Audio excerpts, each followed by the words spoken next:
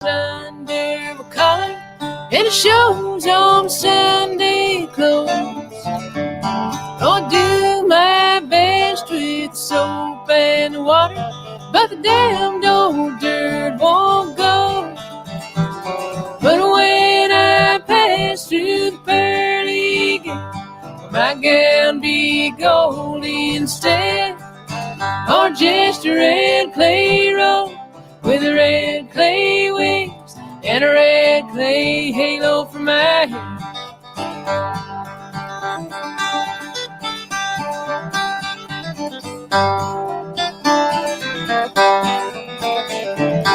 Now it's mud in spring and it's dust in the summer, when it blows in a crimson tide, until the trees and the leaves and the cows are the color of the dirt on the mountainside. But when I pass through the pearly gate, my gown be or just a red clay road with a red clay wings and a red clay halo for my head.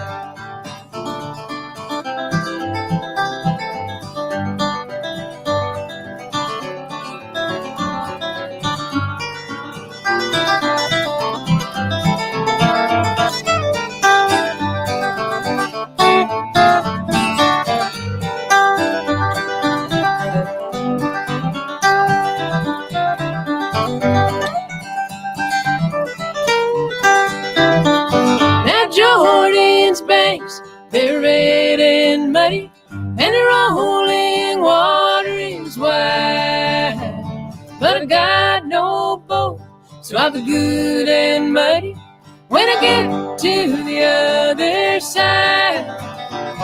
And when I pass through the pearly gates, my gown be gold instead, or just a red clay road with a red clay wings and a red clay halo for my head. I'll take a red clay road with a red clay wings and a red clay halo for my head.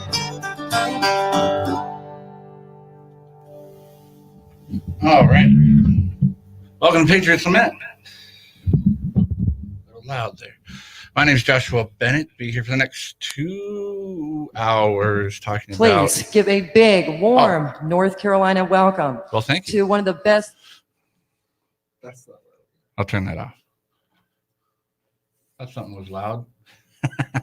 All right. So we'll be here for the next couple of hours talking about a few different things. I think we wanted to...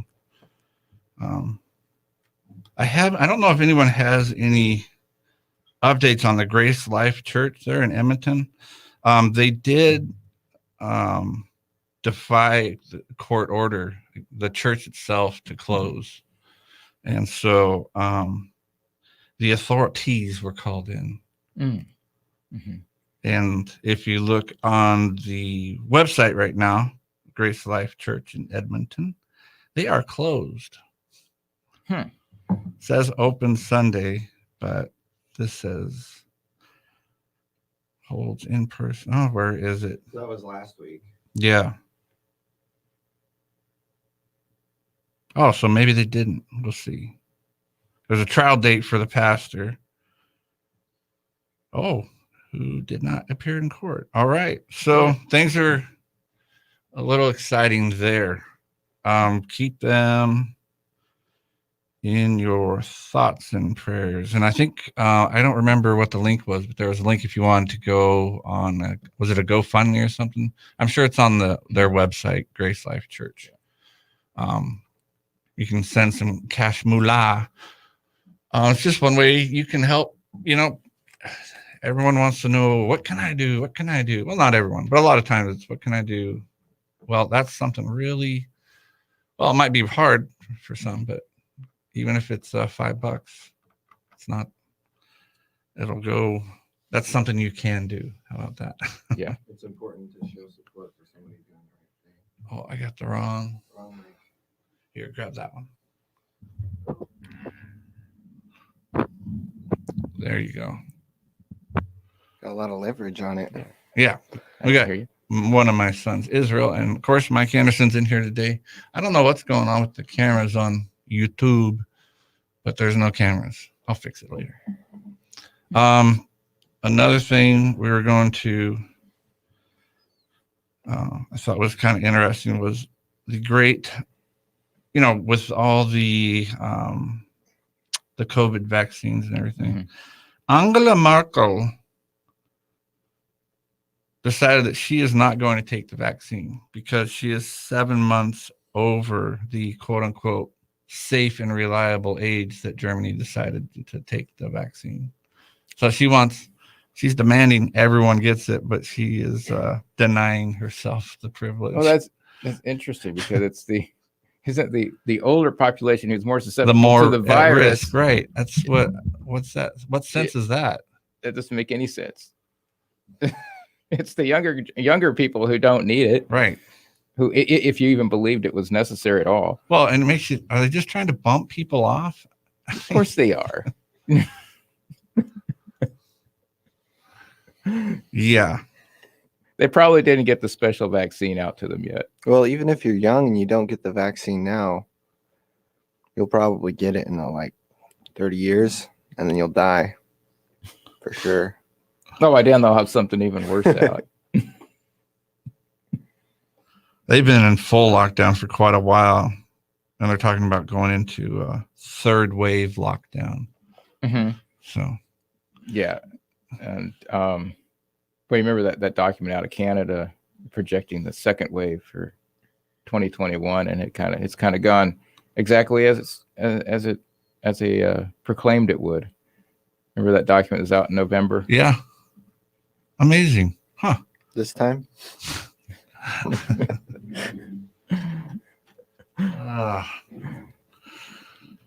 Anyway, I thought that was pretty good. I don't know. I thought, you could say this. If you're a conspiracy theorist, you'd be like, the Zionists are trying to destroy Germany one last time. Mm-hmm. Except that it's the Israel seems to be the most tyrannical in the vaccine war, because they're doing green zone passes and all that. If you take or I guess they're called green passes. So if you've had the vaccine, then you can go places. And it's almost like they took their lessons straight from Nazi Germany. Huh.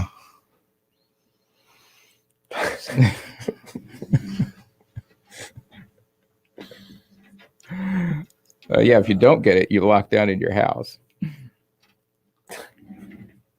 Yeah, and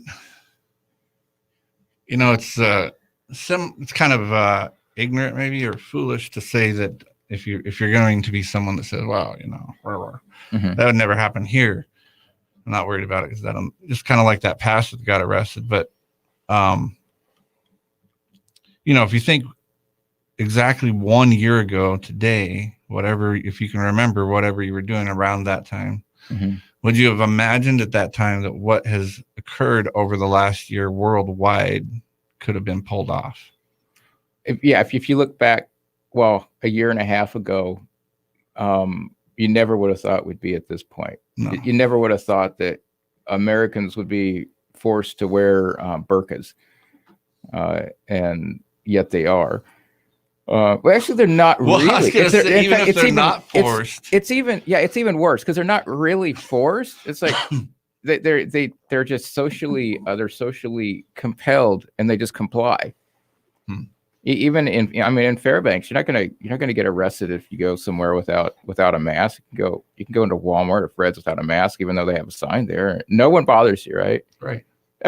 Almost everyone, 95% of people wear it anyway. They comply through social pressure, through expectation. So from that perspective, I guess we should say that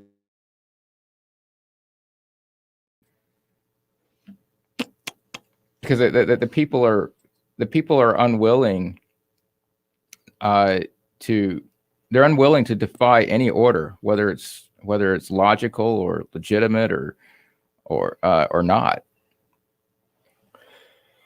whether it's moral or not.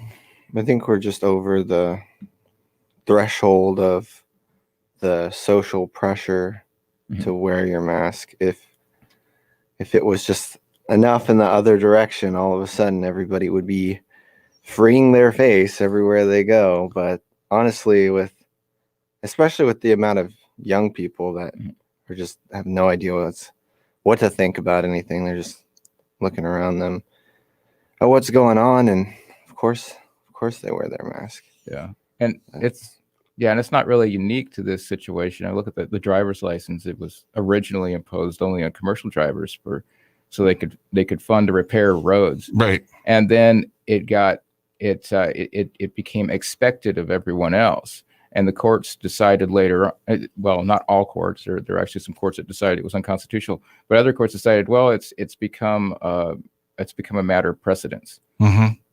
People have been doing it for a while, so we expect you to do it too. And so just starting to do something as a matter of tradition, even though you don't really want to, it will end up being enforced upon you later. Yeah, that's kind of why we're promoting when it's easy. Resist a little bit while it's easy, so you can kind of get a taste for it. You can get a taste for if there's going to be confrontation. Get a little taste for being the outsider, the oddball that's not following the program. While it's easy, not when you don't want to. It's a lot harder to decide to stand up for yourself after you've been kowtowing for months. Especially when the pressure gets a little bit harder, a little more serious, and maybe a little more scary, maybe, or whatever. So, I mean, I saw the new CDC director said that there's no way on Earth's green Earth. I was going to say God's green Earth, but they don't believe in him. So, Earth's green Earth. There's no way in Earth's green Earth that we'll be able to get back to normal this year because there's new strains that are coming out every day. So she said, just plan up. She said, if we can't let restrictions go, the lockdowns need to stay going. We got to keep masking, blah, blah, blah. And Fauci also this week said he thinks it's unwise and I forget what the other word was, but basically he said, we're not anywhere near being in the clear here. And he would recommend still for this entire year not to be doing any indoor dining with other people or gathering for the next year. Yeah, they're saying through 2022. And this New York City mayor put out a requirement I saw for double masking now. Nice. Yeah. I've only seen one person here with it. I've seen a couple. And they were driving a car.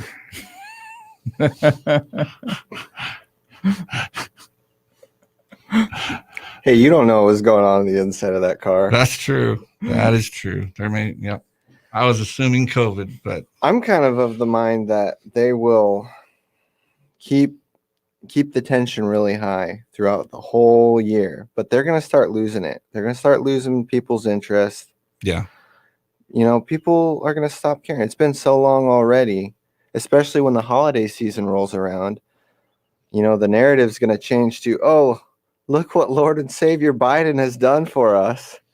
Look at where we were last year under Trump's presidency, and we couldn't even visit our family during the holidays. But thanks to Biden's action against the deadly coronavirus, that's what's coming. It has to, because at some point when the narrative changes and they start losing people, they're going to have to switch it to we won. Yeah, they're going to have to switch it to them doing it. Yeah. They're going to be the author of our great salvation. Yeah. But exactly. They can't. Yeah, they wouldn't do it though without a new crisis. That's Iran. It could be. Yeah, we don't know what it would be. But the whole biological warfare model seems to work well on society. They're all very fearful of their immediate health. Yeah, and that's why they tried it with the Green New Deal and failed, because it's hard to get people concerned about something that is 20 years into the future. And they even put up a clock that the countdown to the end of the world, doomsday clock. Right. 7 years from now, and the world will collapse. And they tried that propaganda, and I don't know if that's operating. I haven't even looked it up lately, but it still wasn't enough to get enough people interested. So they went ahead and they launched the COVID thing, because getting someone upset about or concerned about their immediate health, their immediate concerns, it's always more effective. And so maybe it was an operation of, let's just get the tensions up. Let's get them ready let's get them on edge, so that they jump over the edge even more readily once we release the big fear of COVID. I think it was Stanford, aren't they all lefty? Mm-hmm. One of the bigwig colleges back east. They had a couple people that wrote an article suggesting to the government that what we need to have are basically the green sector deals, but call them free evenings or something. I forget exactly what they named it. So what they were doing was to entice people to get the vaccine, have a curfew basically, but then allow people who have been vaccinated to go out and go to restaurants and shopping and do their normal life the whole time, and then just kind of only have restrictions on people that will not or have not had the vaccine, to encourage people to comply. Right. And then they also expect people to get the vaccine continuously, because they say, well, one shot's not going to do it. You're going to have to get it, every so often. Right. I don't know, every year, whatever it might be. Which, of course, if you didn't get your Guillain-Barré and your severe allergies on the first shot, maybe you get it on the second or the third. Just keep giving it to them till they die off. I don't think we even have results back on trials for the third yet, have we? I don't think so. Well, no, because in reality, when they do a vaccine test, they keep track of the subjects for. Or the second one I meant. Yeah. Well, no, there's 3, isn't there? There's 3 phases, right. and so. Why did they tell everyone there's only 2? Well, there's 3 phases. Because there is 3. Yeah. They'll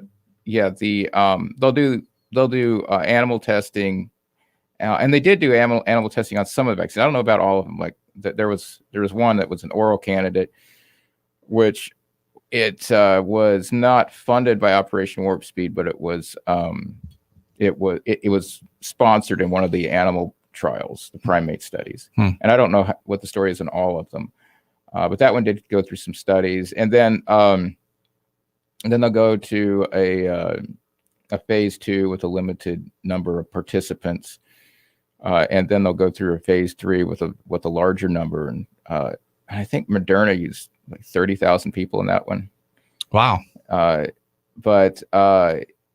And then they'll keep track. I know with the phase 2, they'll keep track of the participants for 2 years to monitor for side effects. And so it doesn't matter. I mean, it doesn't matter how fast you try to rush the bureaucracy and the experimentation. It still takes time for the effects to be fully realized. You're not going to speed up human biology with bureaucracy. Right. And unfortunately, people that are getting the vaccine are just barely behind the people that are in a test. Right. Couple weeks. We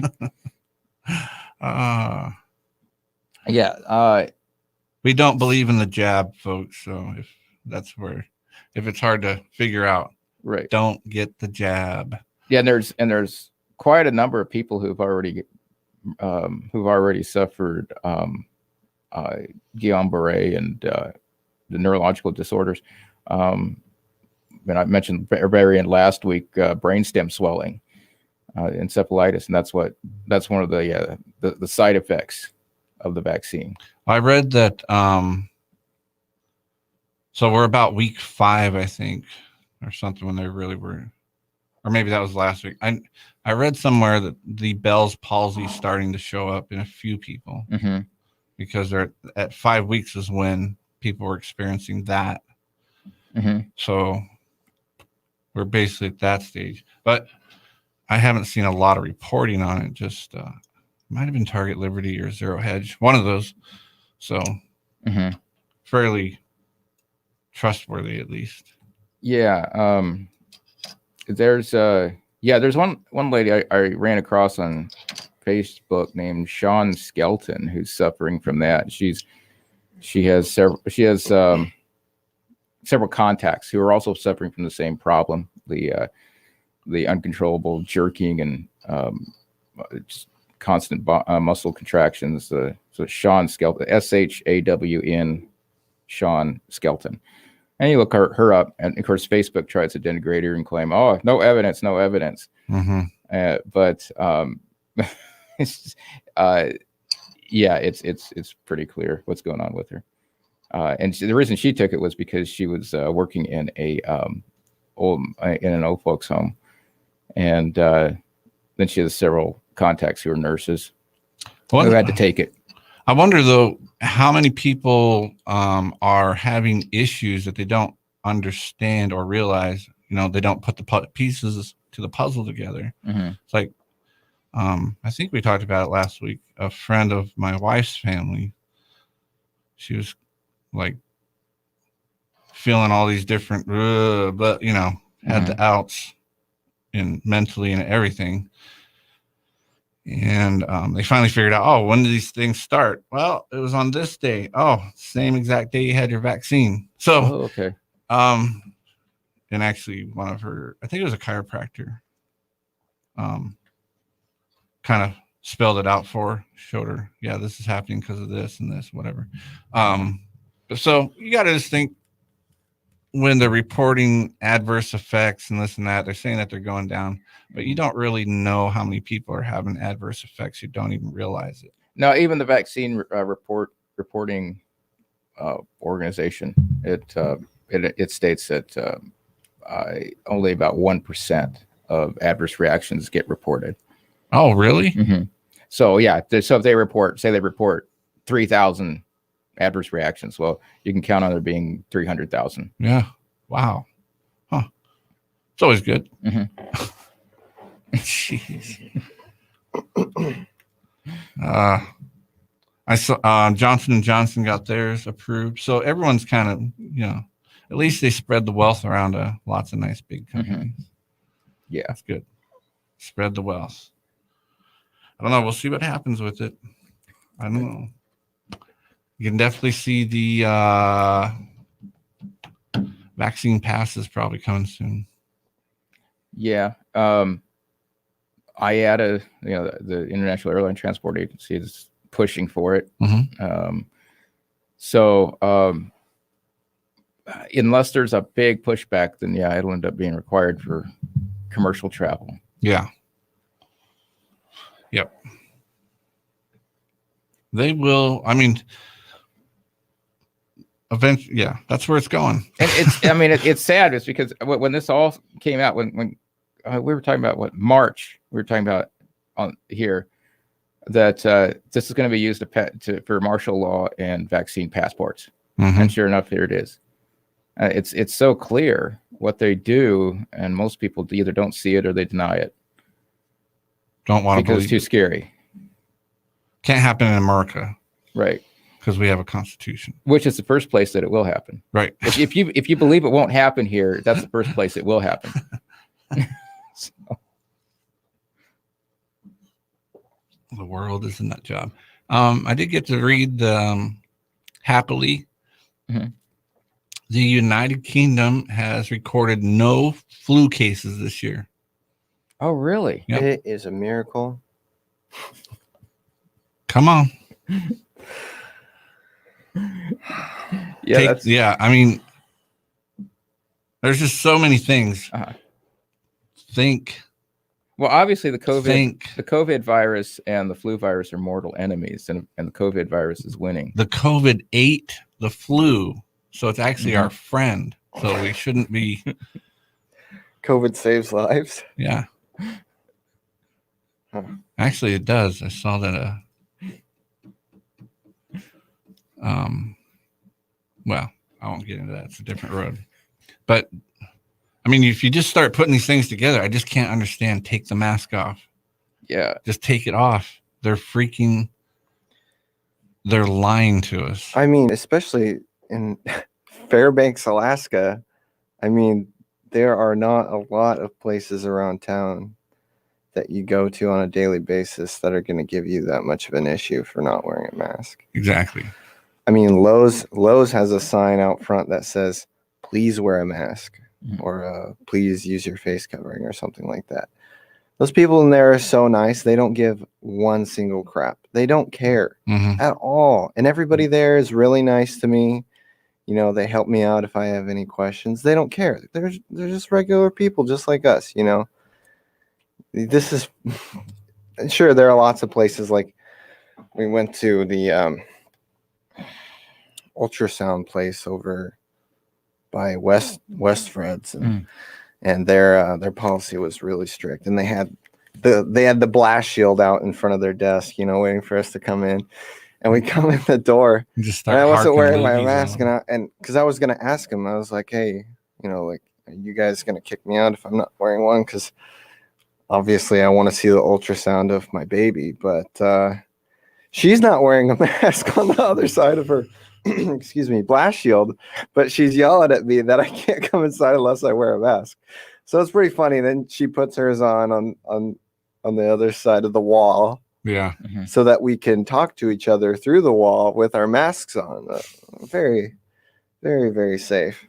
Of course, all the ladies in the break room aren't wearing masks, but it's just complete arbitrary rules that business owners are so scared that they're going to lose business. You know, like, you know, some of the restaurants around town that I have friends working at, they're the business owners. They get complaints all the time if somebody in the kitchen, if they see somebody in the kitchen not wearing their mask, you know, or a server. Well, they're making well, you know, they're not people, they're just people that they're just NPCs that bring me food, you know, and I pay money. They're not real people, but they get complaints all the time. So all the restaurants around town are just, you know, they think that they're forced to, when in reality they might be getting better business if they weren't, you know, requiring everybody to wear masks. Of course, it wouldn't stop people from wearing masks going in there because it makes them feel great. But I don't know, it's just such a social, you know, pressure. It's just social pressure. Yeah. Social pressure that's being instigated by the governments of the world. Yeah. That's when you should be like, red flag. I mean, seriously. All right, we got to take our break. We'll be back in about 5 or 6 minutes. We'll open the phones up too, 907-458-8255. This is Patriots Lament.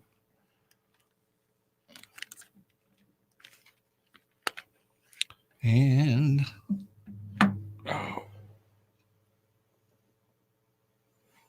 I don't hear anything.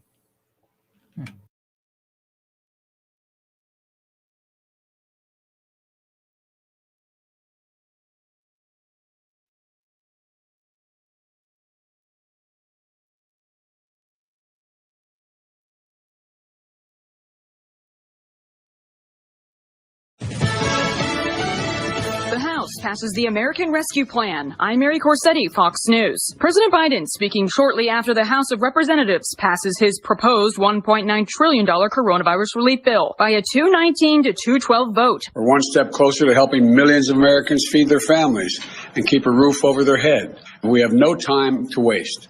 If we act now, decisively, quickly, and boldly, we can finally get ahead of this virus.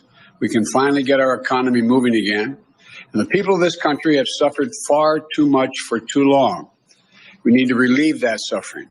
All Republicans in the House voted against the package, plus 2 Democrats. The bill now moves to the Senate for consideration. A measure to increase the federal minimum wage to $15 an hour remains in the House version of the bill, but it's already been declared against Senate rules for a budget measure being passed by reconciliation by the Senate parliamentarian. And the Conservative Political Action Conference continuing in Orlando, Florida this weekend, where many speakers are expected to blast that recently passed coronavirus relief bill, among other topics. Plus, President Trump will be making an appearance. his first since leaving office. Later on today, we are going to be hearing from House Minority Leader Kevin McCarthy, someone who spoke out on the House floor yesterday against this bill. We're also going to be hearing from some of the other big names like former Secretary of State Mike Pompeo, as well as former HUD Secretary Dr. Ben Carson. But of course, the big focus is on what's coming tomorrow. Former President Trump expected to address the CPAC crowd tomorrow afternoon. This is going to be his first formal address that he'll held since leaving the White House. He's done a few phone interviews, but this will be the first time we've really heard him speak at length. He's not expected to announce any sort of candidacy for 2024.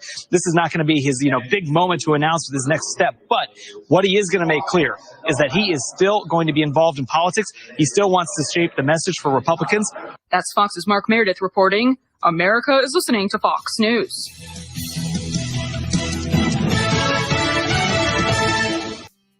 Get ready for that next big dump with your Husqvarna snow thrower from the Woodway. Husqvarna dual-stage snow throwers come standard with all the power you need to cut through even the deeper snow drifts. See wheel and track-driven models with 24 to 30-inch cutting paths. Buy yours at the Woodway, your Husqvarna power equipment headquarters. Receive the help and service you need from their in-house Husqvarna certified technicians. Move that snow the Alaskan way, the right way, the Woodway.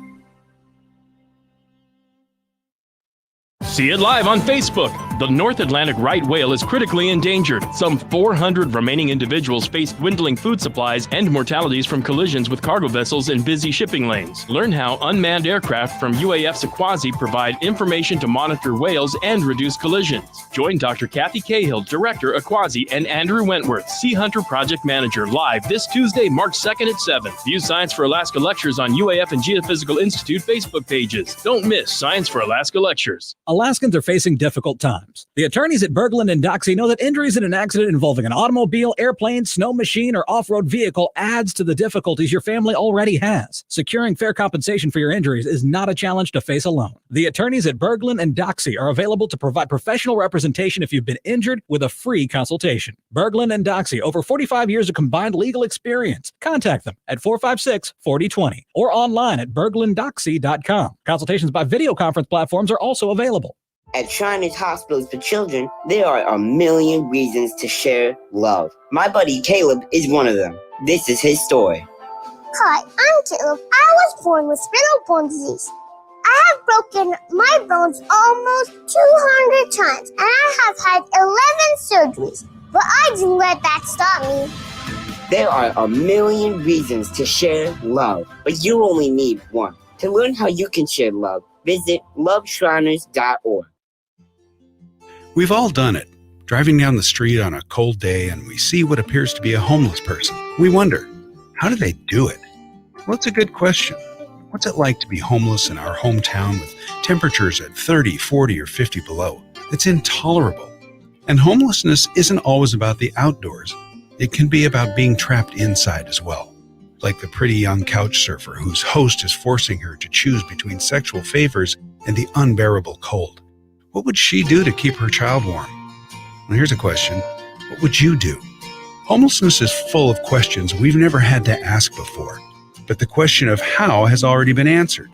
We have the means to care for the homeless population of Fairbanks through the Fairbanks Rescue Mission. That means really the only unanswered question is you. Will you help? Please donate today at fairbanksrescuemission.org. That's fairbanksrescuemission.org.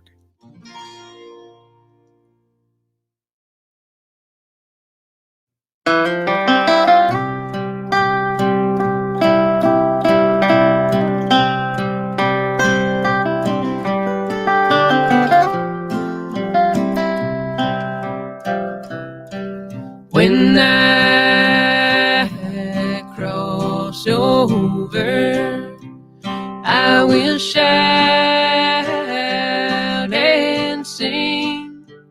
I will know my Savior by the mark where the nails have been. By the mark where the nails have been. By the sign upon His precious skin, I will know my Savior when I come to Him. By the mark where where the nails have been.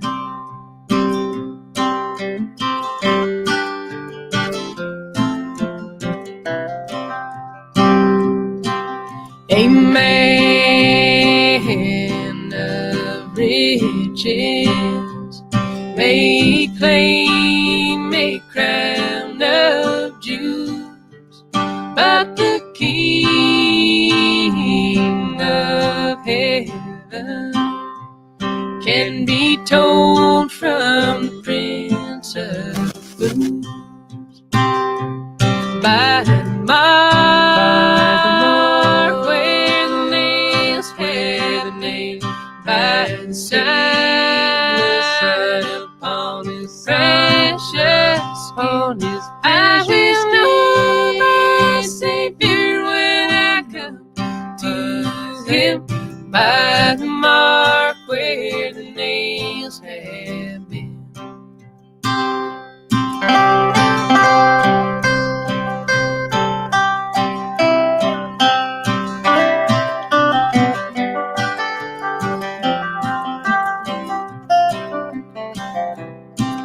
On Calvary's mountain, where they made him suffer so, all my sin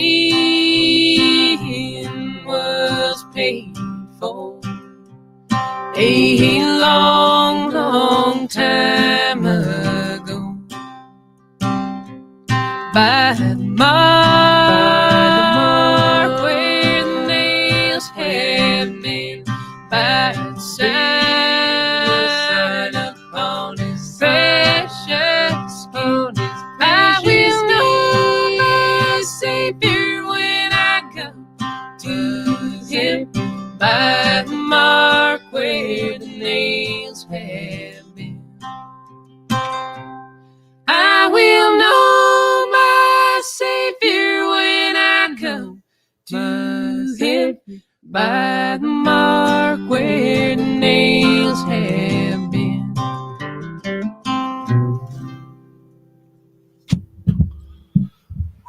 I like that song. All right, welcome back to Patriots Met. My name's Joshua Bennett. I have Mr. Mike Anderson in here this morning. Good morning, Mike. Morning. And Mr. Israel Bennett in here this morning. Good morning, Israel. Good morning. Good to see you. How's that little baby doing? Oh, she was pretty demanding this morning. Why didn't you bring her? Well, I thought about it, to tell you the truth, but I didn't know if you could be on the air and have all of your mics muted at the same time. No, I just would mute mine and play with her while you guys talk. I'll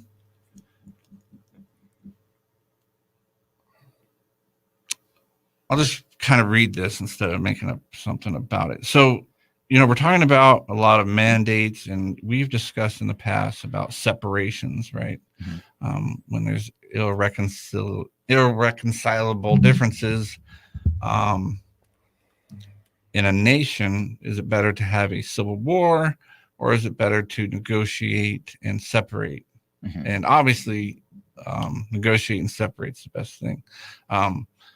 For a number of years, the federal government has basically used the one-size-fits-all model for all 50 states with their laws, mandates, regulations, Mm-hmm. And we know that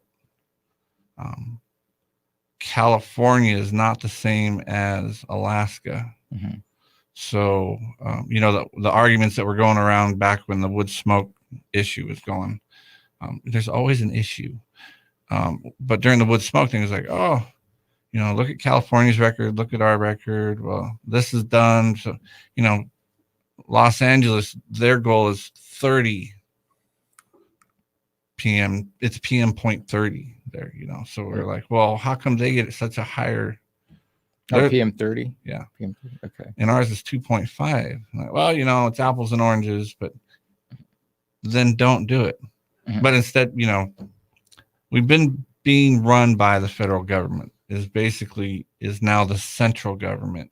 It's not a federalized. It's not a federal system anymore. Mm-hmm. I mean, it's basically a fake central government. So we've advocated, because a lot of people were a little distraught when the Big Cheeto didn't win and Sleepy Joe won instead. And Sleepy Joe's went right to work like he said he would on with restrictions, mandates, and executive orders mostly. So here's an interesting story out of Oklahoma, of all places. And I've been told that, and have also read that North Dakota is following suit with this. And North Dakota has also passed a law saying that mask mandates will be illegal. Mm-hmm. So you're not allowed to mandate whatever. So they're making something that, okay. James Madison once asserted, in a Republican government, and again, that's what the American system of government's a quote unquote Republican, has nothing to do with the Republican Party. Mm-hmm. In fact, it's so far away from the Republican Party, it's not funny, because they're more of a central government type of folks. Well, today, only executive power. Okay, sorry. James Madison asserted that in a Republican government, the legislative authority necessarily predominates. And that was to say that, these legislators that are in Congress are the closest to the people at the time because they live with them. So they should have more of the lawmaking, the powers. Their powers should be used more because they're getting direct feedback. Mm-hmm. It's absurd to think that now because there's 330 million people and only 500 and some representatives. Mm-hmm. There's just no way you're being represented. Mm-hmm. But today, only executive power predominates because federal and state executive agencies seem to be the only ones doing the legislating. And we can look right here in our good state of Alaska to see that. Mm-hmm. Last year, your representatives in Juneau basically said, hands off, we're scared. And we have emails. We were scared. People were scared. And I would say it's kind of a dereliction of their duty and violated their oaths by giving up their legislative power and giving it to the governor. Mm-hmm. They gave him emergency mandate power under the health advisory. And so that allowed dumb levy, basically to rule by the pen. Everything I say, I'm the big boss. I'm the big cheese here. So basically all states have done that. And the legislatures, even this time in Juneau, they're so wishy-washy. They weren't sure if they wanted to give them the power to do it again, or if they wanted to not. They weren't sure how people felt. And there was a lot of legislators that I think were just hoping he would automatically give himself the emergency powers by executive order. But he refused to do that because he doesn't have that authority. Mm-hmm. So legislators, they are supposed to be your mouthpiece. Joe Biden continues to pass sweeping laws, quote unquote, unilaterally with no authority from Congress, and red states are only even potential checks on his abuse of power. But it appears that the state of Oklahoma has taken up the mantle as the second state to move to block these executive orders. Oh, maybe I had it backwards. On Thursday, the Oklahoma House overwhelmingly passed a bill that would grant the state's attorney general and state legislators the authority to review the president's executive orders to determine their constitutionality. Specifically, the bill would authorize legislatures to recommend that the attorney general review every executive order, federal agency, or federal congressional action to determine whether the state should seek an exemption or declare it unconstitutional. If either the attorney general or the legislature by concurrent resolution declares an act unconstitutional, then all state and local officials and any publicly funded organization are prohibited from enforcing them. That's the kind of action I like to see. Mm-hmm. Isn't that bizarre, though? Like, why isn't that always the case? It is always the case. it's bizarro that they have to pass a law saying that as legislators, as state legislators, we're going to be the check and balance of the federal government. Duh. Yeah. It's what you're supposed to do. But it goes back to, this misunderstanding of what law is, I think. A lot of it. People just don't understand that you can actually operate and communicate and function without a law allowing such things to happen. Right. So they didn't need to pass a law. Every representative that holds up their hand and say, I'm going to take uphold and defend the Constitution of the United States against all enemies, foreign and domestic. That is their immediate job. Anything that's unconstitutional, they're supposed to call it out. And of course, there are good folks, I'm sure, with good meanings that are against it, saying that who are we to decide the constitutionality of an executive order or law passed by Congress? That was what one of the Oklahoma legislators said that was against this policy. But it blew through the House of Representatives there in Oklahoma. But yeah, I know Mike's over here. We are merely people against the high priest. Who are we? It's supposed to be one of their jobs, isn't it? Who do we think we are?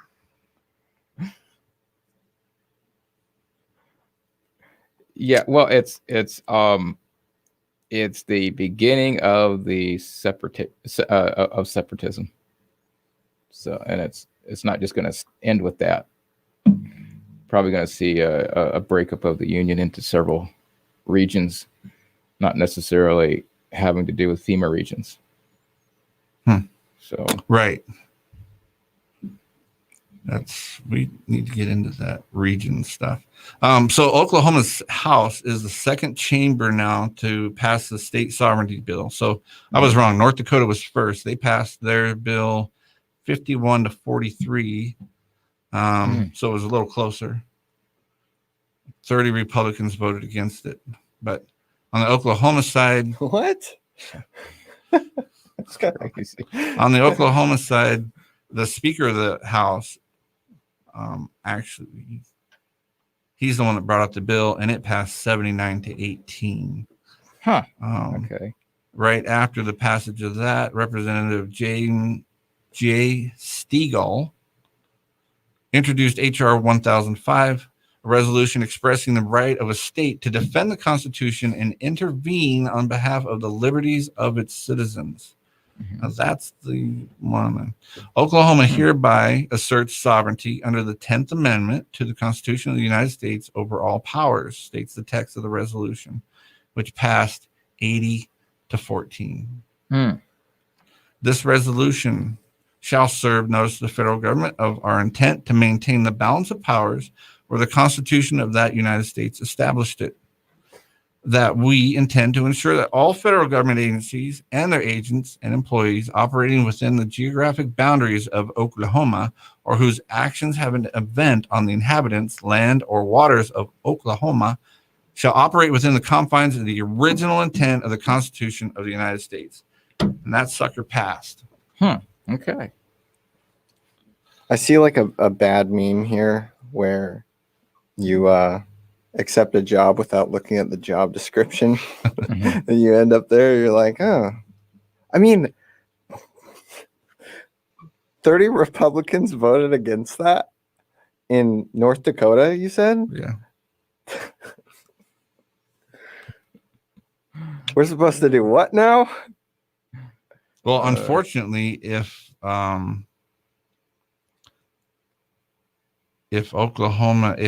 Trump was in there signing executive orders, Oklahoma's Republican legislature wouldn't feel the need to be doing that. Yeah. No, it'd be frowned upon if anyone did that. Yeah. And that's maybe that's part of the whole separatist game, because you see Trump having his discussions about he's talking about setting up his new administration. The new third party,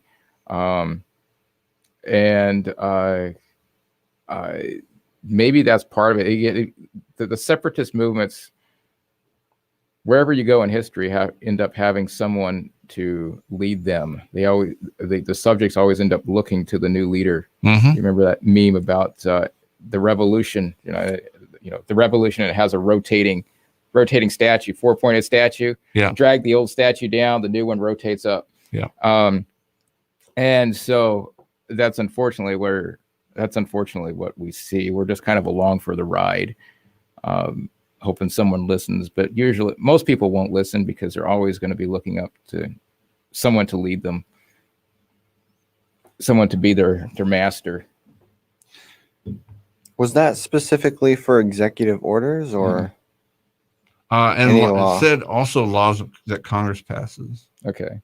So that's good. Yeah. And it's a matter of timing too, because remember Alaska had that Alaska Firearms Freedom Act. Mm-hmm. It went pretty much nowhere after it was adopted. Right. And so there's a matter of timing there. Back then it was the wrong timing. Right. Yeah, that's a good point. And unfortunately, it shows the how political the United States is. I mean, we're completely politically, the United States population is completely at odds with each other, about 50-50. So let's let everyone be happy. Yeah.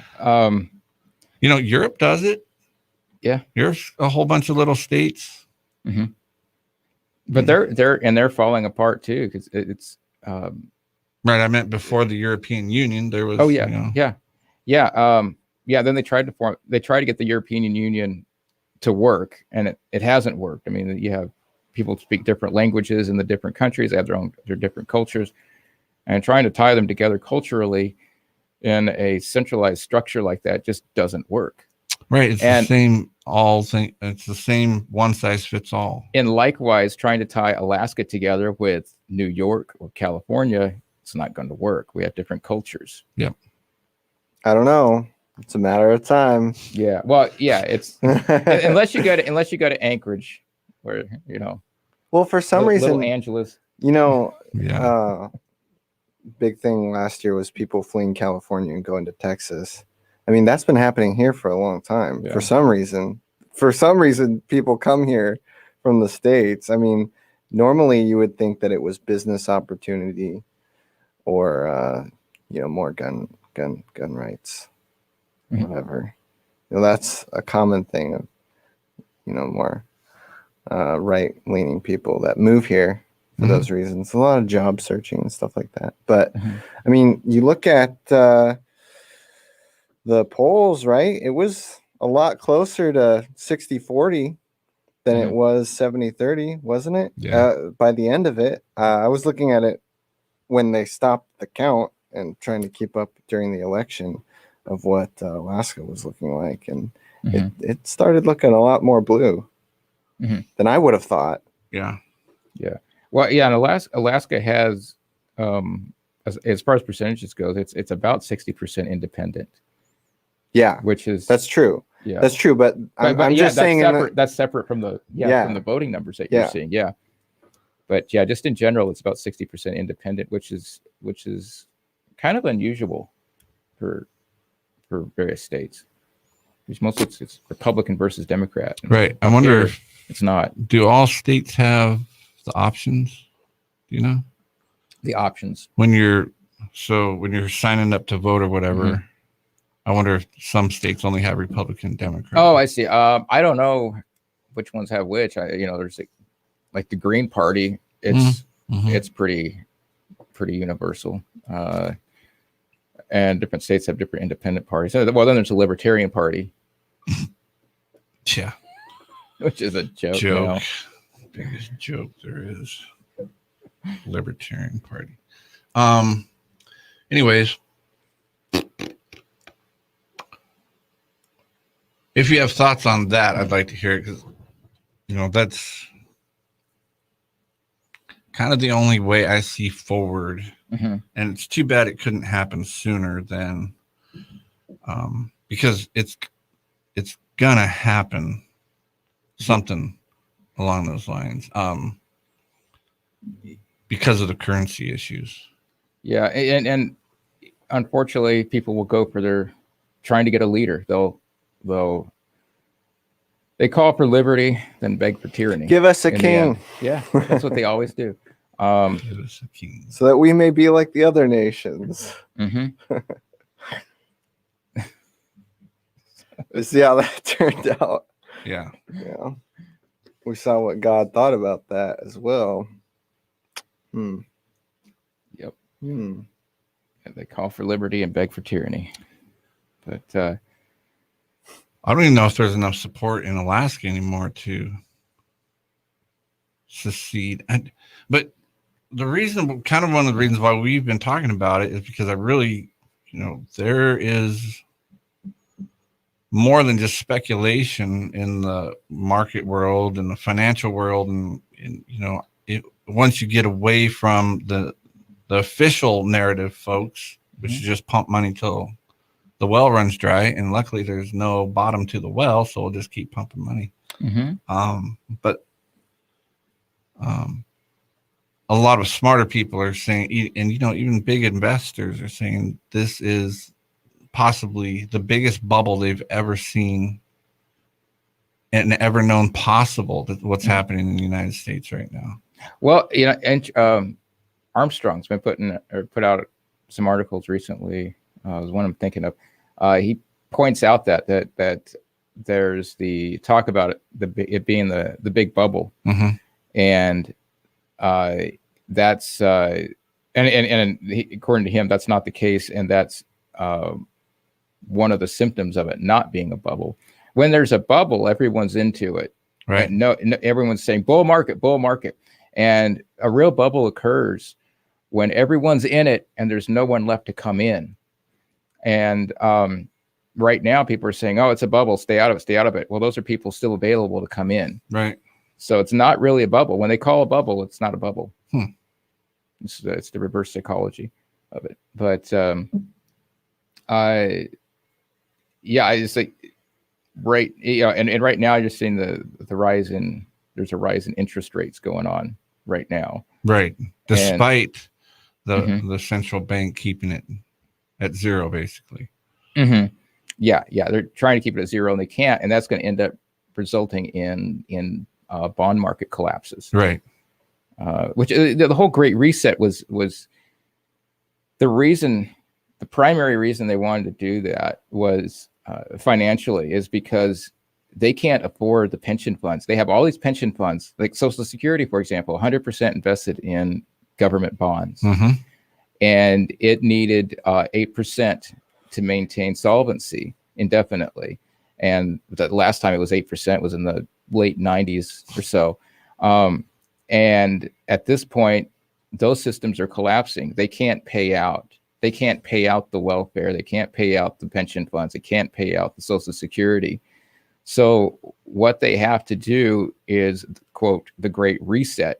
They're going to zero out all of their debts, which means they zero out all of yours too. But in return, you don't get to own anything. And so the entire financial system, all the situations of person A owing person B something, that goes away. But so does all ownership. Right. It's kind of, one of the things that we don't do when we say the word Great Reset. Lights are flickering. It's a great economic reset. I mean, because all of these people that are talking, about Agenda 21, the people that are, the Klaus Schwabs of the world, John Kerry's, the Greenies, their whole thing is, those lights kind of made my brain. Yeah, the wind turbines froze up. We're going down. But they've all spoken of an economic reset, saying we still have capitalism, but a different form of capitalism. Yeah. Cool. Thanks.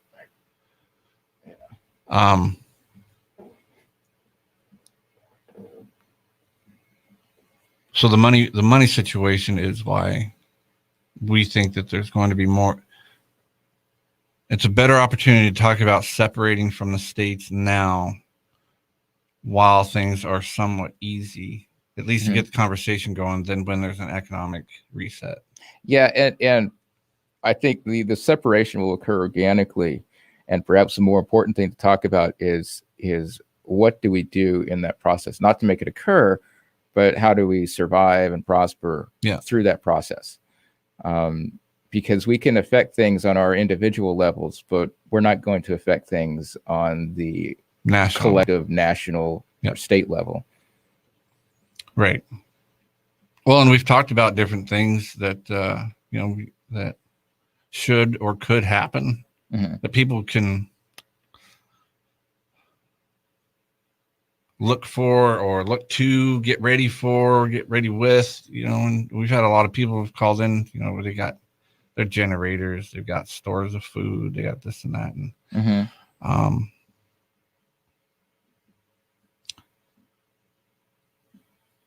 I think mentally, you have to get ready for, you have to start mentally preparing for a long, I don't think it's going to be like a 2-week process.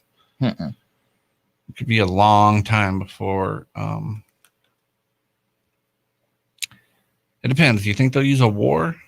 No, they always use a war at some point, and probably the next 4 years or so, 5 years. You think probably they'll see wait one that break long? out. I was thinking like are you thinking like for a localized thing like the Middle East, or are you thinking of like war with China? No, I'm thinking more like Iran. Oh, well, that's like right now. To distort what's going on, get everyone's mind off of. Yeah. Well, he saw Biden, new boss, same as the old boss. Okay, so what's it? One of the first acts he does in office, the same act that Trump did, bomb Syria. Yeah. Oh, and then he imposes some sanctions on Saudi instead of China. So. I mean, what's the difference? Trump came in, and the first thing he did was Yemen. Was Yemen. Yeah. He killed Alaki's daughter, right, when she was 8 years old, and then had a party to celebrate it. And then he launches 53 cruise missiles into Syria and kills some kids there too, because Assad supposedly gassed some of his own people. I guess Trump had to get in on the game too and kill some of the Syrians too. Sure. Even though it turned out Assad didn't do it. But now, one of the Biden's first acts is to bomb Syria again. So it's like a coronation event. New king. Let's bomb Syria. What's first on the agenda? Syria? Yep. Oh. That's only been going on for how long? Yeah. So, last 3 presidents, it's been a tradition. Poor people. I was thinking about that really too. They talk about targeted strikes, because there was some missiles launched at American soldiers in Iraq. And it's kind of like, well, for one, that's a good sign that we should just leave. And then the other, targeted attacks. There's no such thing as a targeted attacks. You might know where one of your targets is approximately, or the proximity of where he is. But once that bomb goes off, you don't know who else is there with him. Yeah. I can't stand it. I mean, you're just killing people. Yeah. But I think they will. I mean, there's a good possibility that they will use something like that to distract while they do a monetary. So a war. Let's just say if there is a war soon, keep your head down and either pay a lot of attention to what the central government does during that time, or pay no attention and live your life. One of the other of those two things that you're going to have to do. And the war will always come with a or should I say the revamping of your economic system comes with a war, because you look at like the Federal Reserve. Armstrong talks about the founding of the Federal Reserve, and it was originally designed to buy corporate paper. to avoid massive depressions. And then later on, a couple years later, when the U.S. was getting involved in World War I, it was Congress went in and said, "Oh no, you have to buy our war debt," and so it became a way of funding war. And so, new economic system, new wars to strengthen it. And so, I would see that coming here with the Great Reset. A war can't be avoided as part of the process. And it's gonna be, and maybe what their plan is, and this is not a unique prediction, is that let's have a terrible war, and then we'll come out and say, oh, we need world government to prevent this from happening, because human nature is such that humans want conflict, right? Well, and so we need a government to regulate it. When in fact the opposite is true. Most humans don't want conflict. It's only the few turns out to be the ones they choose as leaders who end up being the ones to start conflicts. And the problem that we have is that people don't want conflicts, and therefore they all decide to agree on a leader, so they don't have to, so that they can obey. And then they don't have to say, no, I choose not to obey your mask mandates, for example. Because I don't want to get involved in a conflict.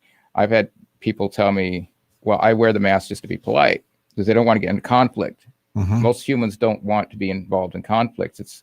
It's distracting to their regular lives.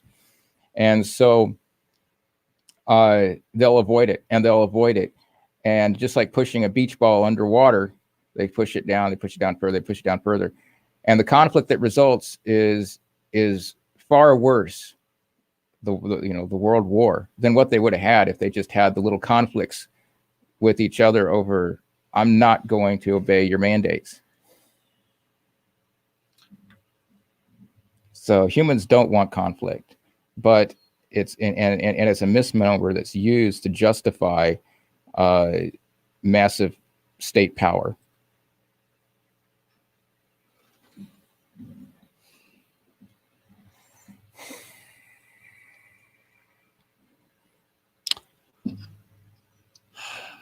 I don't know.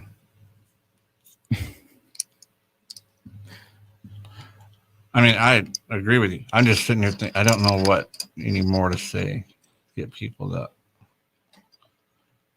understand. I mean, I was thinking about,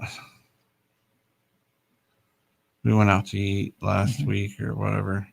Just kind of all these people in there. I was like, does anyone here know? Does anyone in this building have a clue what's coming to them right now? What's on its way? The House passed, and I know we're kind of jumping around on subjects, but they're all the same subject. Yeah. The House passed the Jiminy Christmas, except I can't remember the subject. Jeez. Sorry. I have someone needs my attention elsewhere. But I was just thinking, how many of these people know what's on the way, what's coming? The House passed the new coronavirus bill, $1.8 trillion. Oh, yeah. $1.9 trillion, something like that. And that's just the beginning. Just the beginning. Despite what the monetary folks say, or the MMT folks say, money grows on trees, it's just not sustainable. And they know that. You're dealing with a fiat currency. You're dealing with a paper currency that has zero backing. There's nothing. I mean, what's backing the 1.9 trillion? It's all paper. Yeah. Well, it's confidence that people have in it. And when confidence is lost, that's when you'll see the inflation. It's when people will start spending and you see the velocity of money increase. Right. As long as people believe it has value and they're scared for the future, they're going to hoard it, or hoard as much as they can of it. They're going to use some of it to spend for rent or whatever they have to.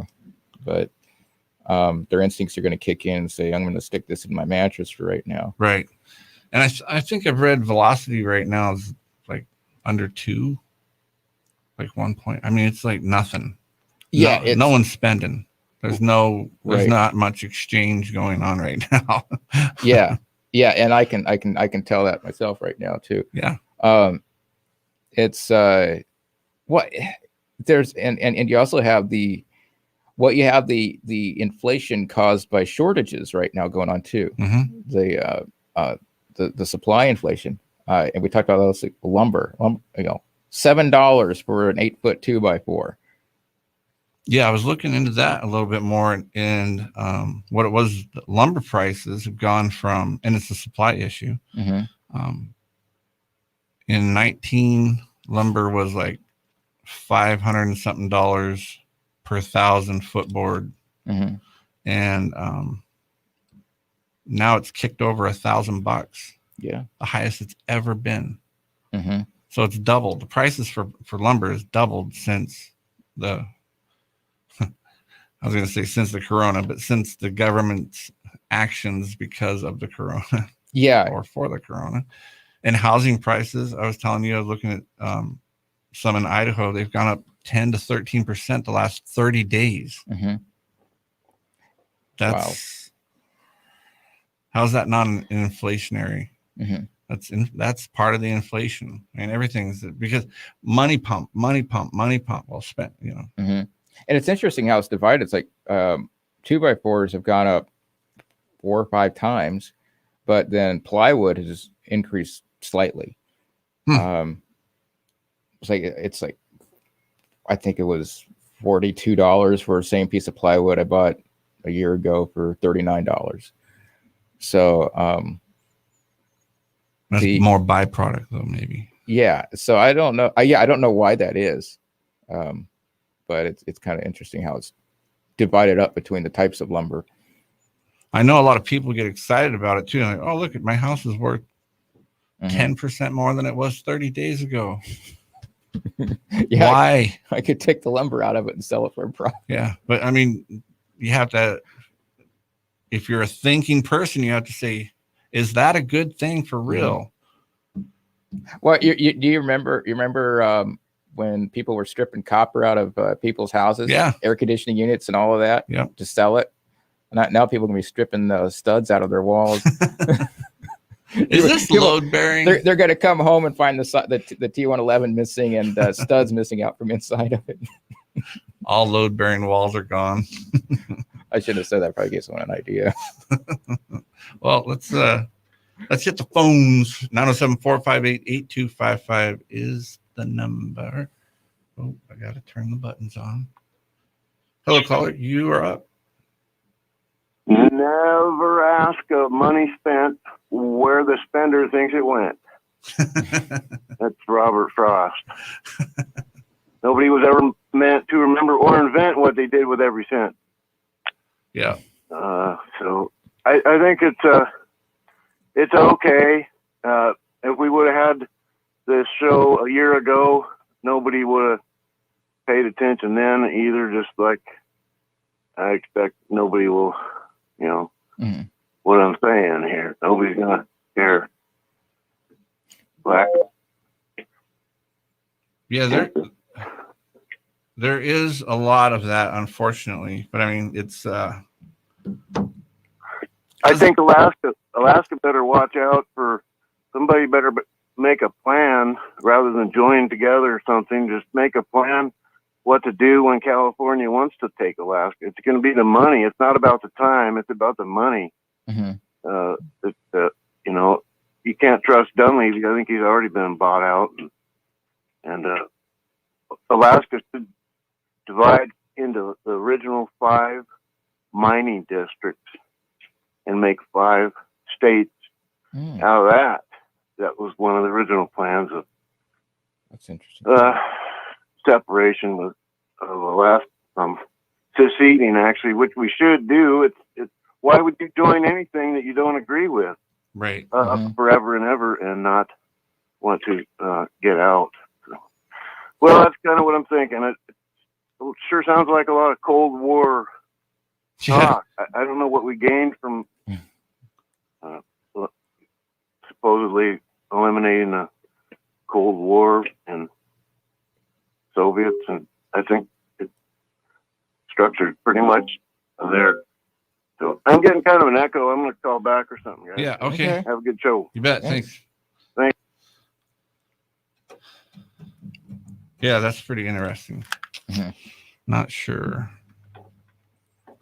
I never heard about that. I've never thought about the mining districts. I wonder if people would go for that. I would. Yeah. I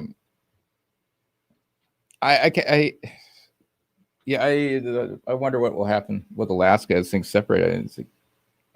We are kind of the outskirts of the empire.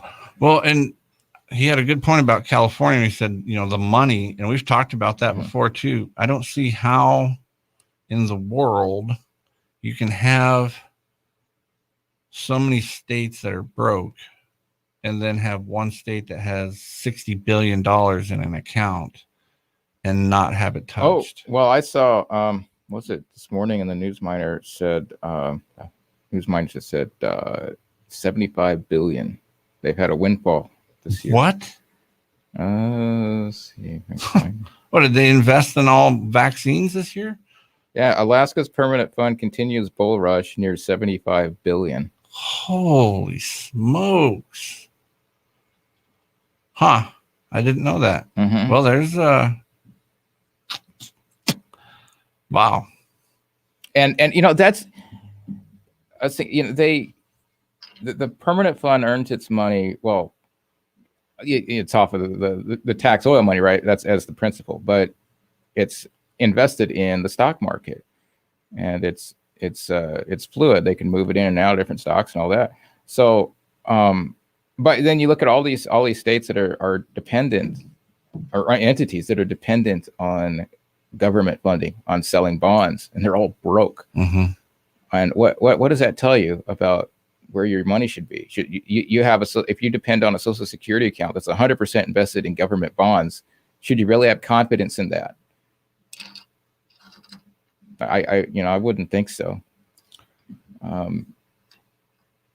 So it's the Alaska Permanent Fund in a strange way, even though we've talked about it as being socialist, in a strange way, it's a testament to the resiliency of the free market, because it is able to invest in things that government that most state programs aren't able to invest in. Right. That's interesting. I mean, it's kind of funny that Alaska's fallback for funding itself is free market investment. It's the stock market. Which I don't know, might be a saving grace in the end. Who knows? It could, but I mean, what do they do if the dollar, if there's rapid inflation and their 75 billion's worth $100? Yeah, and and well, reserve currencies don't do the hyperinflation thing. It's like when you look at Weimar Germany, its hyperinflation began because of their communist revolution. They had their communist revolution before, even before Soviet Union did, right, originally, and they had their currency was backed by real estate. But who would want to invest in real estate? Who'd want to have real estate in a country, in a place where it's communist and the state can just come and take it away willy-nilly? And so who'd want to invest in that? And so it was a loss of confidence in their currency. And so it's a loss of confidence that you're going to see causing inflation. But Europe is in such a bad condition compared to the dollar and to the US. It's all relative, but Europe is in such worse shape that we're going to see the issues arise there before here. We saw the lockdowns in Italy. Oh, did you see? There was an article on Ron Paul Institute. I'm kind of going off in the weeds here, but anyway, there's an article on Ron Paul Institute for Peace and Prosperity about Neil Ferguson. Yeah. He didn't even have the qualification. You know, he has no qualifications as an epidemiologist or to be in biology or any of that. But anyway, it was pointing out a discussion that they had. We can't do what China did because they're communist and we're not. And Right. then they realized after Italy did it, oh, we can do it. Mm-hmm. And so, and then you saw in Italy the super restrictive lockdowns they had, and they did it in Australia too. Yep. And now they're doing it in Canada. And so, yes, they can do it. And those are the places that will have the massive loss of confidence. Because who would want to invest in real estate in a place like that? Who'd want to invest in a business in a place like that? Or even be in a place like that. Mm-hmm. Right.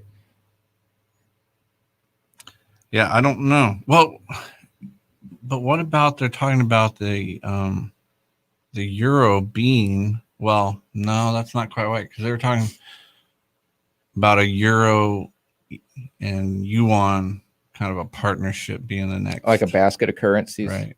Yeah, that's been discussed. I mean, the IMF has discussed the basket of currencies, but getting rid of the dollar. A while. Yeah, well, the dollar will end up going away. Right. But we have a few years before then. But right now, China's testing their digital yuan. Yep. And I think they're hoping to have that active by 2024. I think it was. But right now, it's like I'd actually like to buy some, but it's not for sale. But I don't know if that'll end up being the reserve currency or not. But I would think they want to get one currency. Mm-hmm. One currency to rule them all. Mm-hmm. Yeah. There is, I guess collectibles are going up right now. Like Armstrong was talking about Batman, the first Batman comic going for $2 million. So people are spending their money on collectibles, which is normal. Normally happens during times of economic downfall, mm-hmm. not just downturn, but downfall. People put their money in collectibles. It's, collectible art goes for, it's valuable forever, right? Van Gogh painting's worth more now than it was when it came out. Right. So if you want to store your wealth, put it in a collectible and put it in a safe somewhere. Yeah, I remember, what was his name? Good grief. I can see his face. Mm-hmm. Anyways, I remember talking about that with, collectors' cars. I kind of say stay away from collector coins because really, in my mind, the only value in the coin is what's inside. What's of it. in Mm-hmm. it? Yeah, is it gold or I don't care if it's a Spanish coin. That's unless someone wants to buy it from you, but don't pay for that. Yeah, just stick to the. But even old cars, arts. There's a lot of different ways you can invest, but something you can hold on to with your own hands. Mm-hmm. I think that's kind of important too. Yeah. Old cars, that's probably a good investment if you just want to store value and you have a place that you can keep it. Yeah. Keep it from out of the weather. That might not be a bad investment. Yeah. And if you happen to like old cars, then, and you work on them, mm-hmm. you got a 2-for-1. Yeah. An investment that you can work on. Gives you a little bit of joy in life. Yeah, and ultimately that's what it's about. I mean, people work for money to raise their quality of life. What is their quality of life? Is it having a TV to sit in front of? Is it doing what you really enjoy doing? Ultimately, it's what gives you joy. Right. And if you get joy out of working on the old car, then you have improved the quality of your life. And made a future investment at the same time. Mm-hmm. If you like to hold silver coins in your hand and shake them because it feels and sounds so wonderful, mm-hmm. then buy some silver coins and do that with it. I'm just semi-frustrated because I went to the store last night for just a few minutes. I only saw one person not wearing a mask. So. What store? Fred Meyer's. Yeah. I didn't go. I wasn't in there long. So it's kind of strange how the sampling. It's like I can go at one time and no one else is, or everyone else is wearing a mask, and I'm the only one there not. And then I go another time, it's like 40% of the people don't have one. And it's still, even though it's depressing at times, it's still important to do. It's very important for people to see you at a place like Fred Meyer's without one. Yeah. Because Fred Meyer's won't enforce it. None of their employees will talk to you or anything like that. And I've never been approached by another customer there. But it's really important as it is important for you to see someone there not wearing a mask. It's important for somebody wearing a mask to see you not wearing one there. Because maybe the next time they go, they take it off. Well, and because of you. I always want to grab like the intercom for the store. Yeah, they're just sitting there. Attention, everyone. If you're wearing your mask because you just don't want to get harassed, please raise your hands. And then, if you're wearing your mask because you think it's doing something, please leave. Preferably time it right after the hourly propaganda coming over the intercom. Yeah. Please maintain social distancing. And that is so weird when I hear that. It's like that's so every dystopian movie I've ever watched. You have the intercoms in all the buildings. It's almost like I've been conditioned to think that there's something wrong with this coming over the intercom in this exact form. But no, I've actually been conditioned to follow it somehow and obey. Yeah, Fred's has the so we're committed to fighting this virus and we hope to return to normal, soon or whatever it was. Right. And it's like every time I hear that when I'm in there, it's like I'm like I'm in the movie Brazil. That's what I feel like every time I hear it. But I remember another thing when it comes to the not wearing the mask and employees and all that. I went into one of the hardware stores one day, and I won't tell which one or when, but got to talking to the clerk. Clerk said these masks are so stupid, and couldn't stand them. And people go and wearing the mask like, oh, I need to comply to be nice to the employees. Some of those employees don't want you to wear one because it would be better for them if no one went in and wore one. Then maybe the supervisor would say, well, no, the customers aren't wearing them. You don't need to either. Yeah. Right. So yeah, you're actually freeing up the employees there if you don't. I had a bad experience in Cabela's. I went in there briefly. Went into Cabela's and had several of their employees tell me that I had to put on a mask because they were shut down last month. I was like, well, I think we both know that you weren't shut down because you weren't wearing masks. You're shut down because the city told you to. Right. Mm-hmm.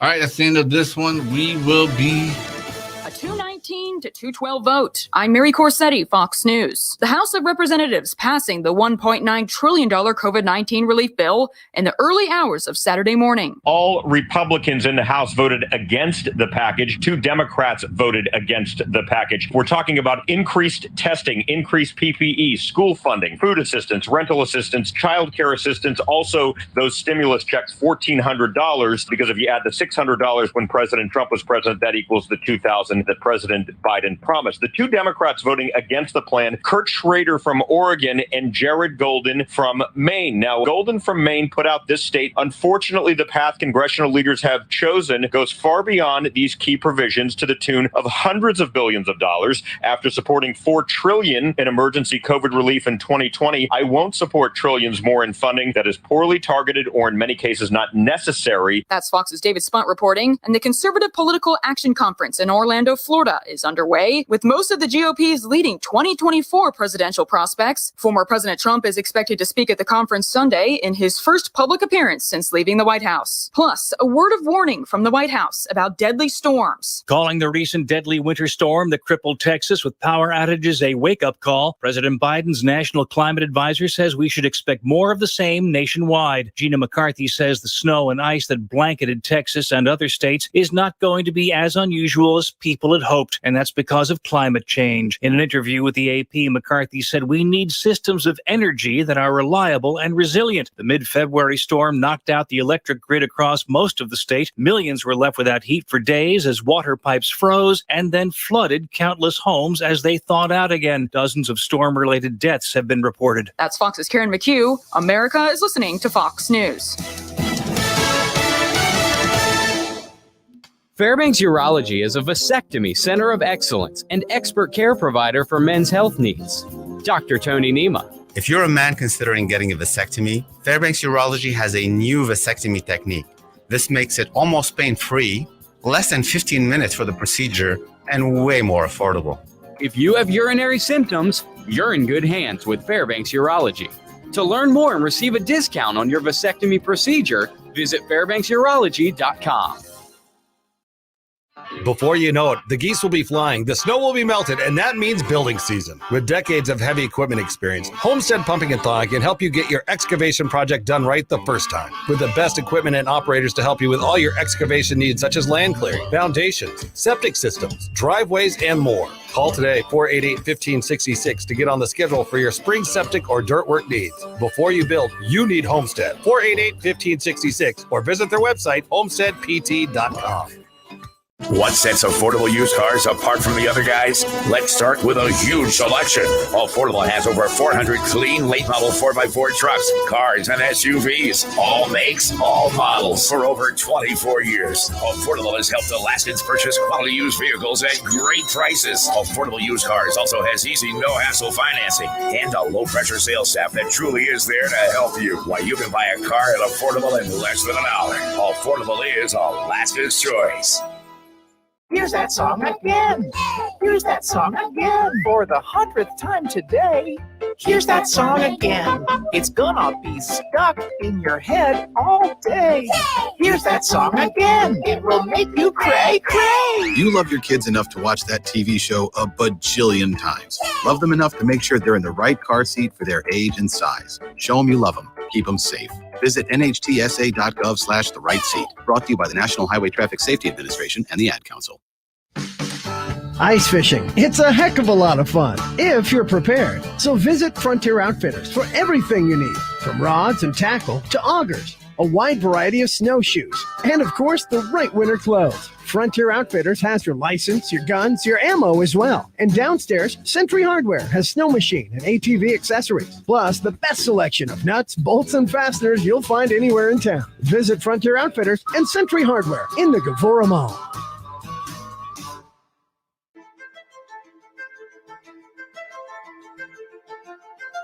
Now is the time to pull together. If we do this, we can put COVID behind us.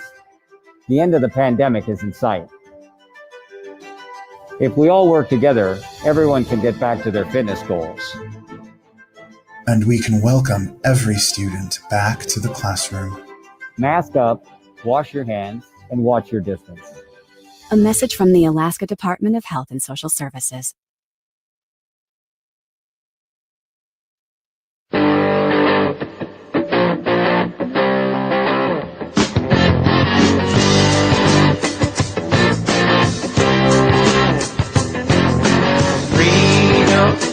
Keep walking, keep on your toes, and don't stop talking about freedom. To get going, lots to be learning, lots to be knowing about people. You gotta reach them, sit them right down, then you gotta teach them about freedom. You gotta win it, gotta put yourself smack dab in it. Hey, tomorrow, hey, don't go away.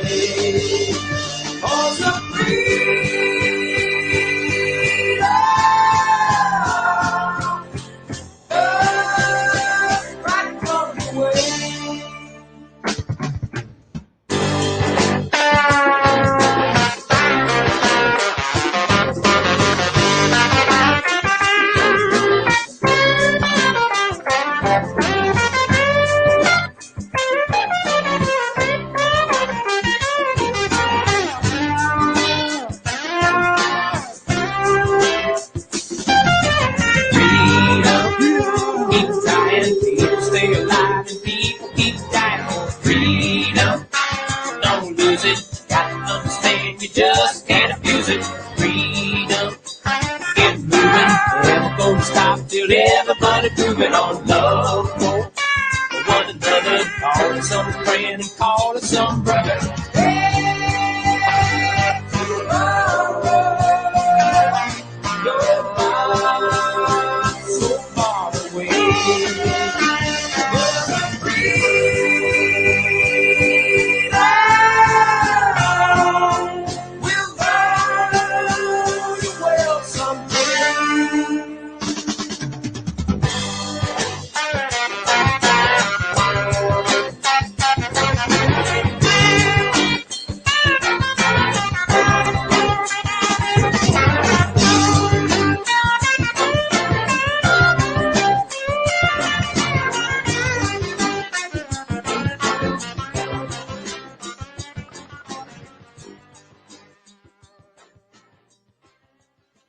All right, welcome back to Patriots Lament.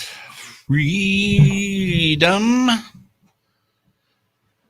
We will go to the phones 907-458-8255. We were looking at a little video of where was that?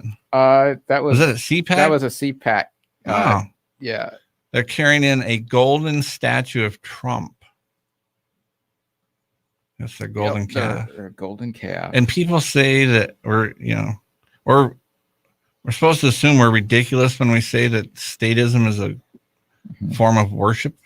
Mm-hmm. No, it really is. It really is. Were they carrying it like the Ark?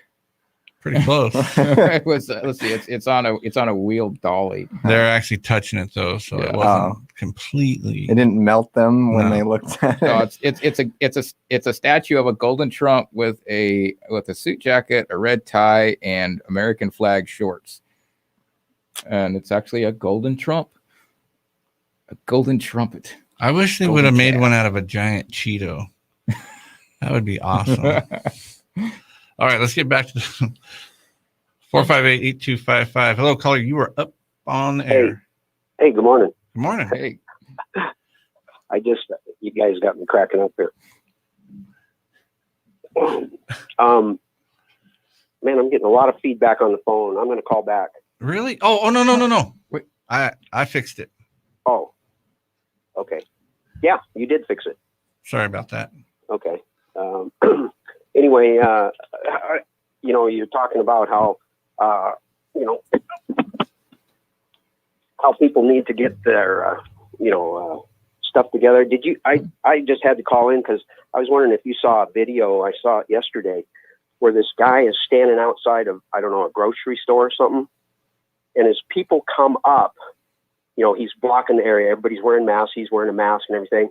And he looks real serious. And then he puts both arms out, like, put your arms like this. And the people coming up, they all do it. They put their arms out. And then he's got a lint roller in his hand. It looks like, similar to the wand the TSA uses. Yeah. And then he goes and he lint rolls down each arm and then stands aside and lets them pass. And everybody does it. They never question this. He's sitting there in sweats. He's not in some kind of uniform. He's not an official of the store.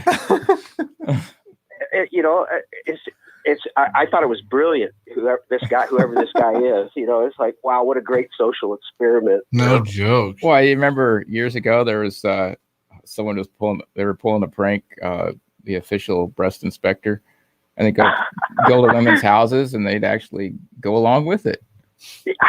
I'd say people will go along with anything if you act official. Yeah, it goes back to the Milgram experiments, etc. It's like people will do whatever they're told. Yeah, they don't question the authority. And and if you really want them to take you seriously, put on a fluorescent vest. Oh yeah. Ooh. And you get shut down highways. That's what I'm talking about. I mean, I've told this story before. We were a friend of mine and I were looking at some neighborhoods that we were going to bid on redoing their parking lots and all this and that, and we're just walking through the neighborhoods, not on anyone's property. We stay on the sidewalk, and I get a phone call. Hey, you've got people. Are you over at such and such neighborhood? Yeah. Well, we're getting phone calls. People are scared that you're, looks like you're casing their place. And I was like, oh, okay. So I just went back to a pickup and put a yellow vest on and went back, and I talked to him later. The person that called me, I said, "Did you get any more complaints?" He said, "Nope, not one." All you have to do is look official. Yeah. You know, yeah. And, you know, it's like, I can't imagine that if I was going in to Fred Meyer or whatever, and there was some guy standing there wanting me to put my arms up, I mean, that would be the first thing I'd do is question that. You know, I don't get people. I really think it's just because we've been brainwashed for so long that we're a nation of laws and we follow the rule of law, which means obey. We are obedient. Yes, we are the most obedient people in the world. The free Americans are the most obedient people in the world. I think because we've been tricked to think that we're free for obeying. You know, we're free because of this war, that war, this war, that war, and they Your were obedience because somebody died. Right, your obedience makes you free. We've got your best interest in mind at all times. Look at us. We have a $1 trillion military. That's how much we're willing to spend to save your life. Well, I remember a story from $1 trillion a year. Military. Yeah, I remember a story from church years ago. There's this church, and people were going in for services, and I don't remember what church it was anymore, but they were going in for services, and there was this homeless guy. You know, he was in his these raggedy clothes, sitting on the sidewalk on the walk as it goes into the church, and people, every parishioner was just passing him by. Every attendee was passing him by, ignoring him. Then everyone's in the sanctuary and waiting for service to start, and then the homeless guy comes in, takes off the disheveled robes he's wearing. Oh, turns out he's the pastor. Oh, geez. And so, yeah, it's not simply confined to statist entities. People have a tendency to judge based on dress and appearance. You know, judge the book by its cover. Well, I think that was one of the things that was so surprising to me, is that this guy, you know, it wasn't like he was wearing a blue costume with a badge or anything. Right. You know, he was in sweat. He was in sweats. You know, and all he did was he never said a word. He just raised his arms, and the people coming up to him stopped and raised their arms. Then he'd roll the lint roller down each arm, and then he'd give them the gesture, you may pass. Yeah, and he's dressed in confidence, right? Yeah, basically. Basically, it's just how much wool can you pull over somebody's eyes? You know? Apparently, it's, you know, it goes. Who was it that said that about fooling the people?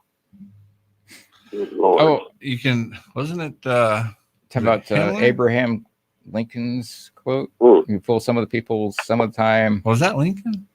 Boy, if it was, I'm sorry I brought it up. I was thinking it was Himmler, but I think he said, anyways, the phrase you're thinking of is you can fool some of the people some of the time, or some of the people all the time, and all the people some of the time. But you can't fool all of them all of the time. Right.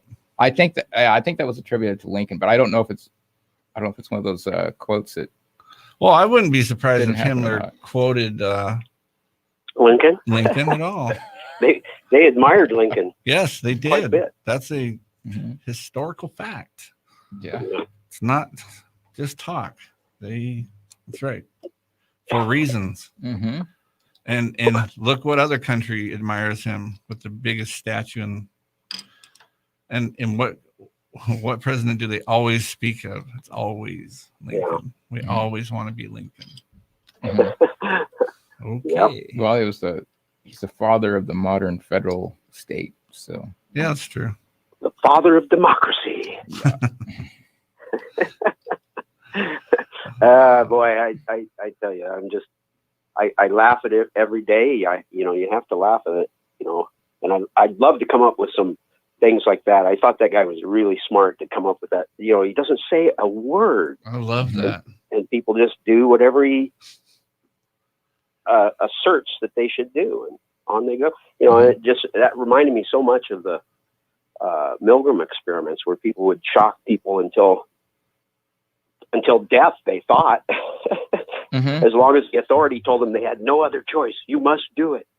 Yeah, I guess it goes to the whole idea of conflict. Humans don't really want conflict. They're lazy. They want the least amount of conflict in their lives, so they can allow their lives to continue on in a supposedly peaceful manner, right? And so, if someone else is available to take the blame, they want to avoid the conflict of saying, no, I'm not doing that. Right. I was just following orders. Yeah. It goes back to that whole idea, that false idea that humanity's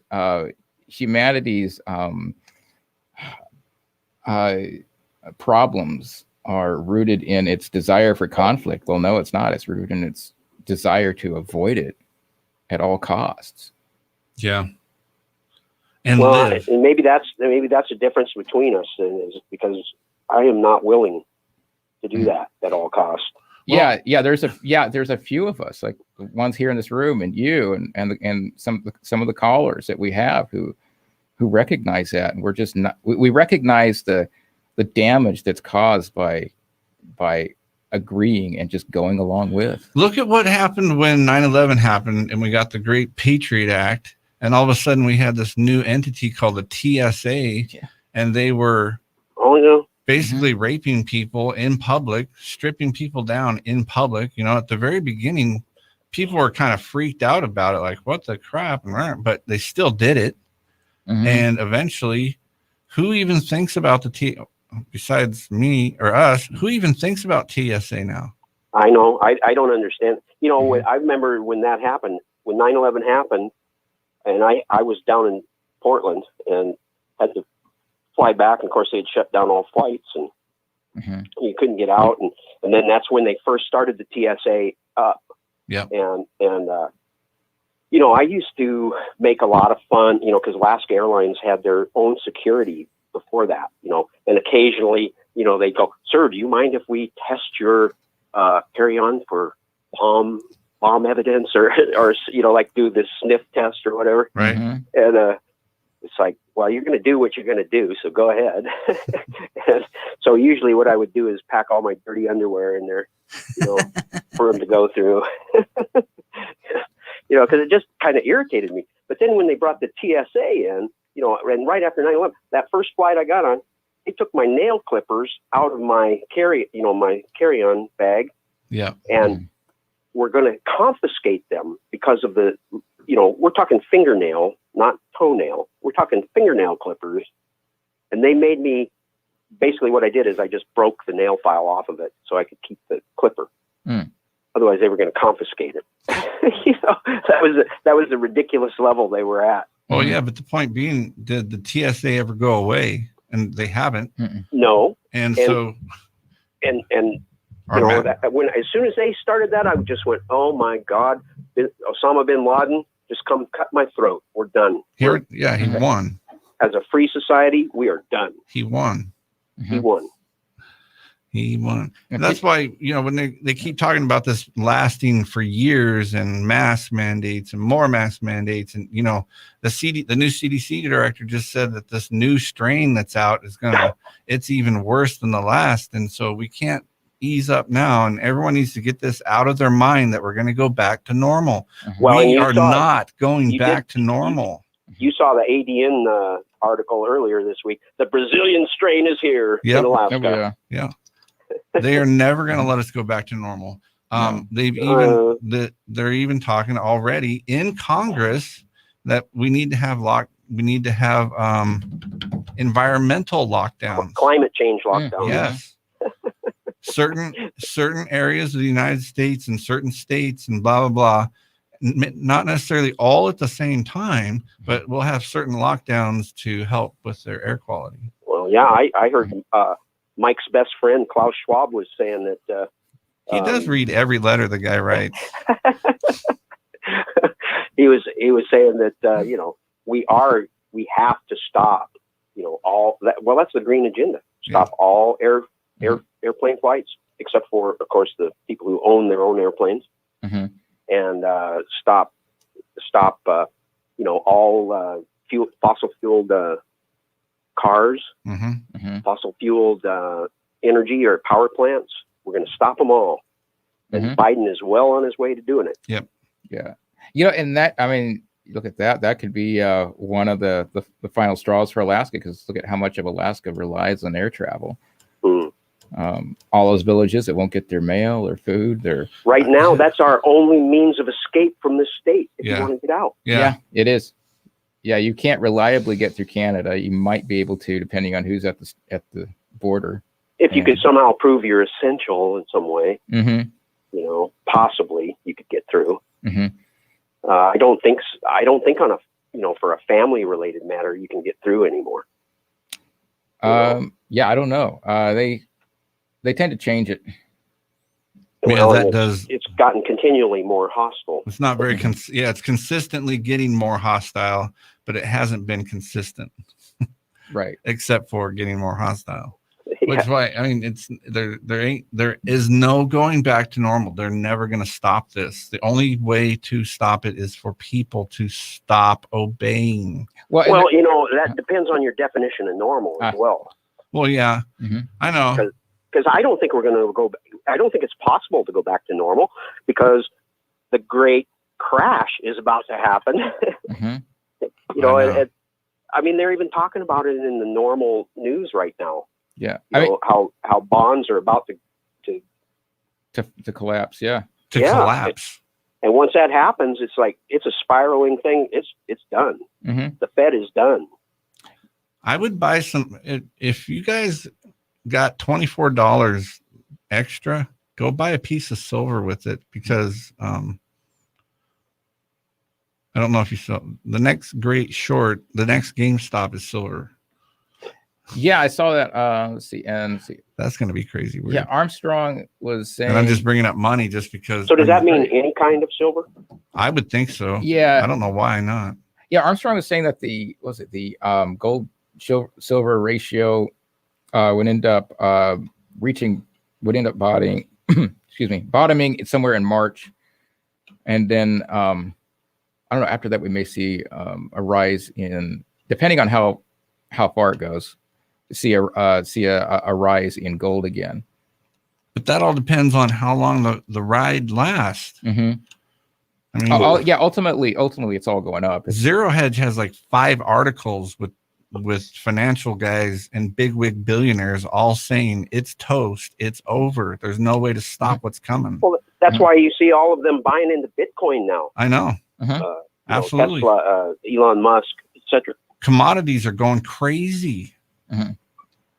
Yeah. And mainly what that is you have to turn that around and say the dollar is becoming worthless. That's what that really means. It's not that those things are becoming more valuable. They've maintained their value. No joke. It's just like the housing going up by 10% in Idaho. Your house value didn't go up. Your money is worth less. It's worth 10% less. I mean, God, it's so stinking over. I got a couple other folks I'm going to try to get on there. Let me go. I talk too much. No, talk to you later. You're great. Love you guys. Love you too, man. Good to Have talk a great to you. Day. Bye. Need another half hour now. Hello, caller. You're up next. Thanks for holding. Hi. Have you heard of David Knight with the David Knight Show? Yeah. Well, he has a. I haven't seen it yet, but he has an interview with one of the pastors from Grace Life Church on his David Knight show on BitChute. Oh, what day was that? I think it was yesterday. I haven't seen it yet, but. Oh, okay. Yeah, I missed most of last week's. David Knight. He's a guy that Alex Jones fired. He's really good though. Yeah. Jones fired him because David Knight is savvy to what Trump really was, and Jones was he was a big Cheeto lover. Yeah, he was a big Cheeto lover. He's very liberty minded. I know we don't have much time here, but I wanted to mention one of the things that David Knight brings up is he feels like there's going to be, and he has his reasons for it because of the propaganda or whatever, but that there's going to be I think he called it a cyber pandemic, and his thoughts are that eventually they're going to shut down the internet, and eventually you're going to have some sort of a global passport or whatever just to get on the internet. So yeah. One other thing, real quick. Have you guys got have you given any thought to communication, local communication, when the internet gets shut down? Maybe you haven't thought about it. I know there's like mesh networks and that sort of thing. I'm just curious if you have any thoughts on that. Yeah. I don't know. It's hard to talk about that because if you talk about it, you know who's listening, and then they. Okay. Yes, we have thought about it. Yes, we have thought about it. Okay, good enough. And you know what? And I would say right this second, I don't really want to talk about it, but there will be a time that we'll definitely would love to talk about it. Okay. Hey, I appreciate the show. And you know what? That's a good idea. I mean, that's a good challenge for other folks too. You know, there's got to be alternate ways to communicate. We haven't always had cell phones. We can't always rely on cell phones. We sure the heck can't rely on the internet. Yeah, so that's a good point. Okay, I'll let you go. Thanks. Right on. Thank you. Thanks for calling.